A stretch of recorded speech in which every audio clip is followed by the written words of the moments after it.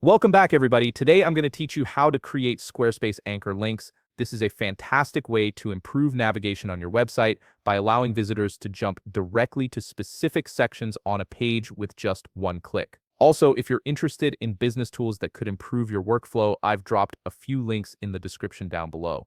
First, open your browser and head over to squarespace.com. Once you're there, log into your account using your credentials. This will take you to your Squarespace dashboard where all your sites are listed.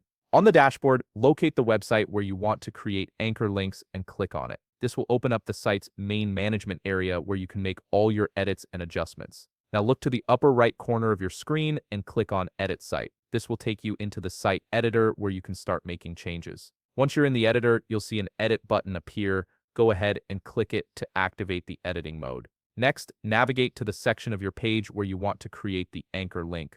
This could be any section like a portfolio gallery, a text block, or an image banner. Once you've found the right section, click on Edit Section. This opens up all the settings specific to that section. Scroll down through the section settings until you find the field labeled Anchor Link. This is where you'll define the destination point for your link. Type in a simple, memorable name for your anchor link. Something like About or Contact works great. Once you've typed it in, copy this anchor link as you'll need it in just a moment. Now it's time to create the clickable element. Locate the button or text on your page that you want visitors to click to jump to this section. Click on that button or text to select it. After selecting it, click the link icon. This icon usually looks like a chain link and will open the linking options. Make sure the link type is set to URL, as this is what allows you to paste custom anchor links. Now paste the anchor link you copied earlier into the URL field. Once it's pasted, click Save to confirm the link. After saving, click Exit to leave the section editor.